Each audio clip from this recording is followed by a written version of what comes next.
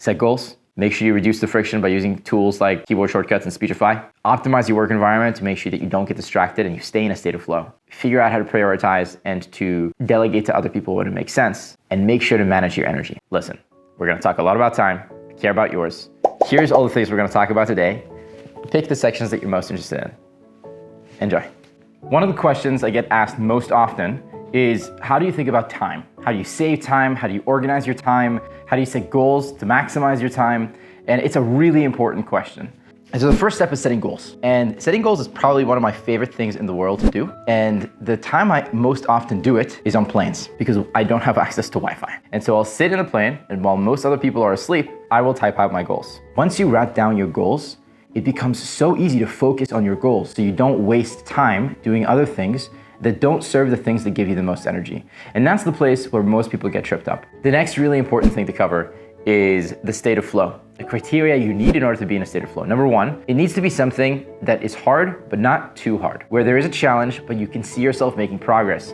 Number two, you need to feel a sense of accomplishment when you accomplish things, and ideally you're accomplishing things often. That means that you want to make decisions to ensure that your work keeps you in flow and doesn't take you out of flow. For example, if you're dyslexic and you read slowly, it makes it very difficult to get into flow. It makes it really easy to get out of flow. If you have ADHD and you easily stop being able to focus, it makes it really easy to get knocked out of flow. But there's ways of designing your work experience and your work environment to optimize against having these friction pieces stop you. So what are these things that you can do? Number one is learn keyboard shortcuts.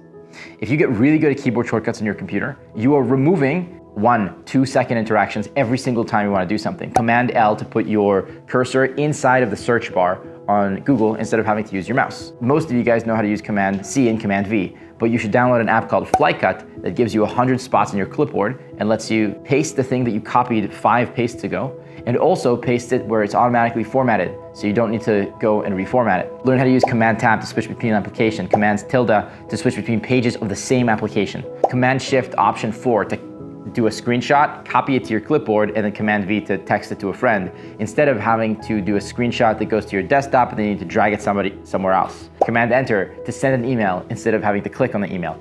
All these small things save a lot of time, but most importantly, they reduce the friction. Another piece of friction that everybody knows I have a challenge with is reading speed. I just do not read fast. No matter what I want, I can be the smartest person possible. I could do all this work to make myself stronger. It just happens to be that my brain is not very good at decoding words, so I read slowly. So, build Speechify, right? Click play, and it reads to you, and it reads to you fast.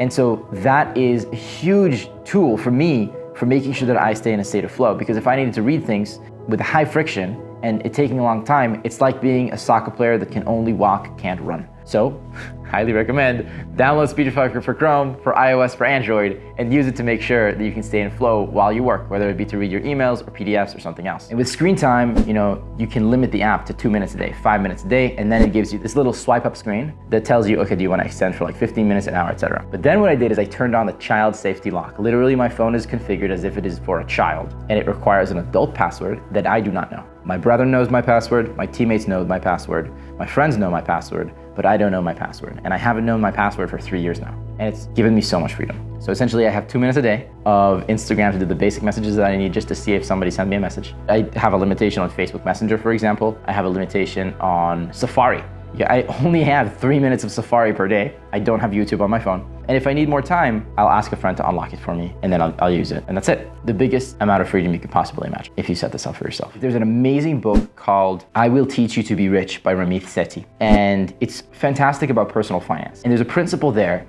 which is be ruthless about cutting costs on anything that you don't care about, and be abundant in spending on the things that you do care about. A really good thing to do is to apply this rule, but for your time, because your time is more important than money. It's the only scarce resource you have. You can't get any of it back. So be ruthless about cutting out things that take time, that don't serve you well, and be abundant in spending time on the things that you care about. What does that mean? Being ruthless about prioritizing and making sure that you get the one top goal done every day is just the biggest key to making high amounts of progress. Sometimes you realize that there's tasks that just take a long time and a lot of minutia and a lot of effort to do, and that's when you should choose to outsource them. So one great place to outsource is Upwork.com. That's the ultimate hack for getting more time back, is instead of you doing it, you convince somebody else to do it, whether if you pay them or you do something else for them that is easy for you but is hard for them, and in exchange they do something that is hard for them but is easy for you. Now some people say outsourcing, you hire people, it's only for people who are rich. So I don't have money, so I can't do it. And I'm not qualified to tell somebody else what to do.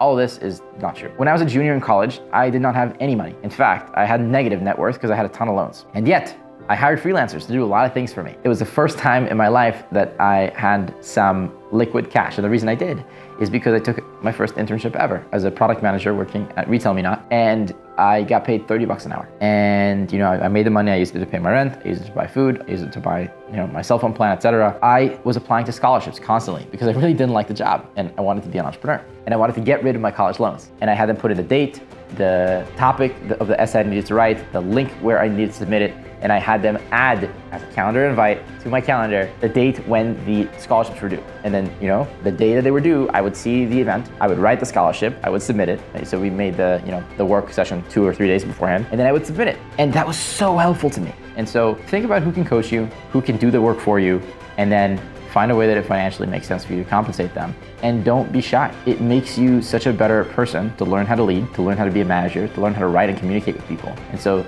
try it out on Upwork. It's the easiest way to do that, and it doesn't matter how much money you have. So out of all the things we discussed so far, here's the top things that I want you to take away. Set goals. Make sure you reduce the friction by using tools like keyboard shortcuts and Speechify. Optimize your work environment to make sure that you don't get distracted and you stay in a state of flow. Figure out how to prioritize and to delegate to other people when it makes sense, and make sure to manage your energy so that it stays high. And that's how to optimize your time and stay happy.